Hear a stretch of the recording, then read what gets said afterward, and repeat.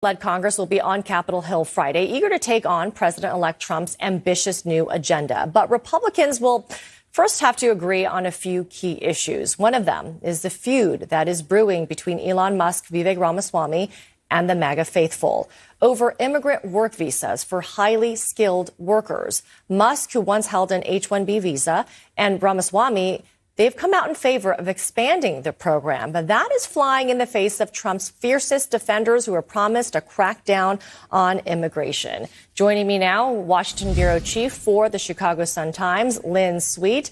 Lynn, it's good to see you this morning. Let's start with this feud. I mean, it started out as this online debate that erupted over Christmas, over these foreign workers immigrating to the U.S. You had Elon Musk and Ramaswamy on one side and Maga loyalists on the other who, do not support this kind of immigration. That's a key issue that Trump was elected on.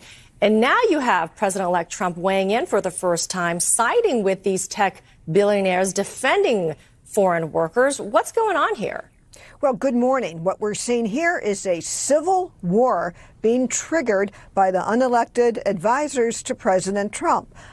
So let's just see where this goes. Immigration is the most important issue to the MAGA base, and now the doji, these appointed Musk and Ramaswamy to reform government, have waded into an area of making policy. So not only is this a fight Trump did not need, it is needlessly dividing the base. And on that point you made, of Trump defending what Musk is doing and saying he will fight to the death to expand or keep HB visas. So while it's true that it seems that Trump is backing him, the reason he's giving is incorrect. Trump has said that I have many H-1B visas on my properties. Well, he is not referring to the highly skilled workers who qualify for those visas, but what Trump has used on his properties, including his vineyard and his other resorts, are workers who qualify for visas under their status as hospitality or agricultural workers. So in one swoop here, Musk has muddied waters and created a problem he didn't have to. And we'll see if Trump will continue to tolerate this kind of troublemaking, unnecessary troublemaking. Trump also said in this New York Post interview that he's always been in favor of these visas, which is actually not true because in his first term he did restrict access to foreign worker visas. I do want to show a tweet from Elon Musk because the way in which he is going to war with Trump's base is really extraordinary. He posted this on Friday night saying, the reason I'm in America, along with so many critical people who built SpaceX, Tesla, and hundreds of other companies that made America strong, is because of H-1B. Take a big step back and blank yourself in the face. I will go to war on this issue, the likes of which you cannot possibly comprehend. This is the head of the Department of Government Efficiency who is speaking in this way and making threats against those who oppose him. Well, I would think it would perhaps at some point Trump reminds him when it comes to war, there's only one commander in chief, and it is not Elon Musk, it's Donald Trump. So this policy making on an issue that is clearly financially beneficial to Musk, I think further feeds the fury of the MAGA loyalists who are very influential around Trump and have a much longer track record than Musk in dealing with him. So the idea that Musk will use, okay, we all know he owns X, he has a powerful platform, but now the thing to watch is how much Trump will tolerate him going out on his own, making policy and igniting feuds that don't have to be fought, and battles that don't have to be fought right now. Let's talk about what's coming up. And on Friday, on January 3rd, you'll have the new House that will be sworn in, and the first vote will be whether or not to elect Mike Johnson as Speaker once again. Some Republicans are not happy with the way he handled the stopgap spending bill. What are Republicans saying? What will happen? Well, we're not sure what will happen, and this is going to be a drama that will play out on Friday because Republicans only hold control of the House by a few votes. If Johnson cannot keep everyone happy, he can't afford to lose more than a handful of Republicans, and there's already a few who have said they will not support him. So he became Speaker after, I think, 15 rounds of voting that took days and days. But the Republicans don't have that luxury because what happens next? Friday, you need to organize the House and get a Speaker because Monday, January 6th, is the day that Congress is supposed to certify the election. Well, we'll see how this plays out then, Lynn Sweet, and if the Republicans will be unified on that first vote. Lynn Sweet, thanks so much. And thank you. Yep. So when it comes to mass deportation and his tariffs, he's got to watch the impact on the stock market. Well, and that circles back to why, April, this conversation has turned the way it has. You've got Vivek and Elon sitting up here talking about how lazy white men are.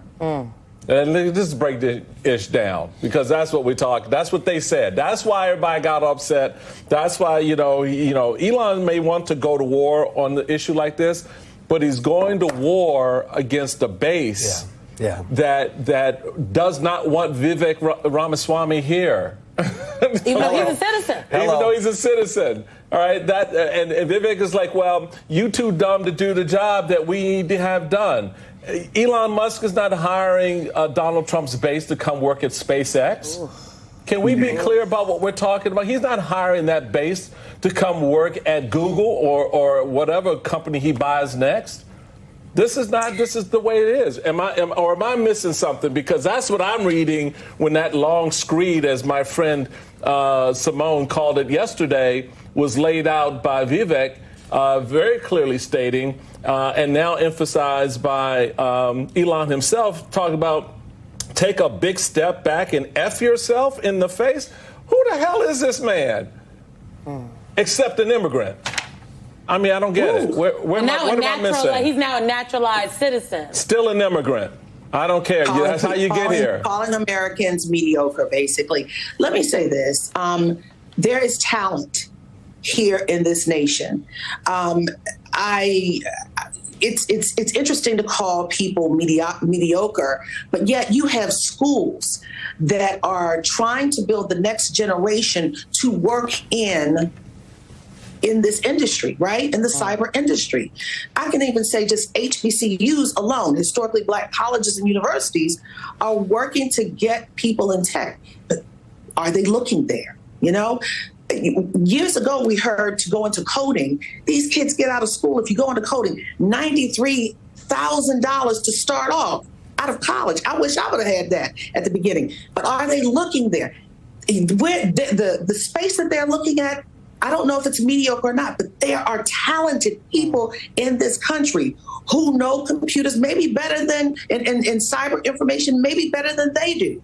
They just have to look. Like, what is it? Viola Davis says, just give us the opportunity. And a lot of people want the opportunity, and they're not looking in those sectors. So I think that he's going to get a lot of blowback. I think Vivek Ramaswamy is going to get a lot of blowback for calling people mediocre because he's not looking in every sector. All right, April, Joe, you were sticking. Okay. Big time breaking news regarding election deniers and conspiracy clones who are not crying in Colorado.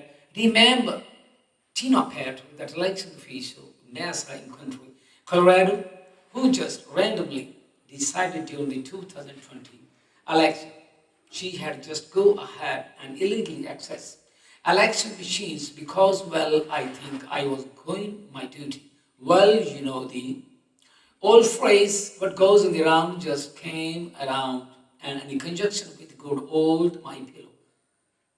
Mike Lindell and all his conspiracy election denies theories.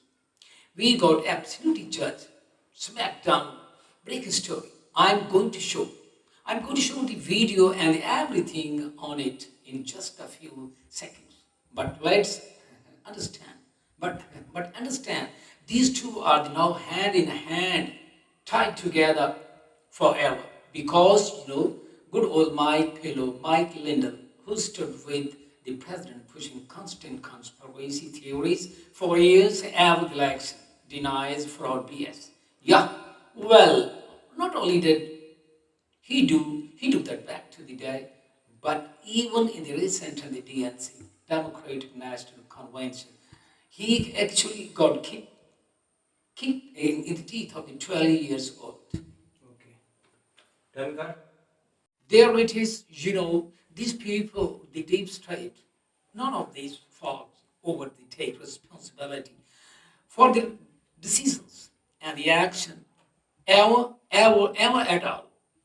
This is why we have got to keep them way away from the White House at all the times. And oh, Tina, good luck with that MGA, magnetic mattress you are going to be need when you spend your 9 years in the pen fox. Vote Harris and do that. Obama said, don't vote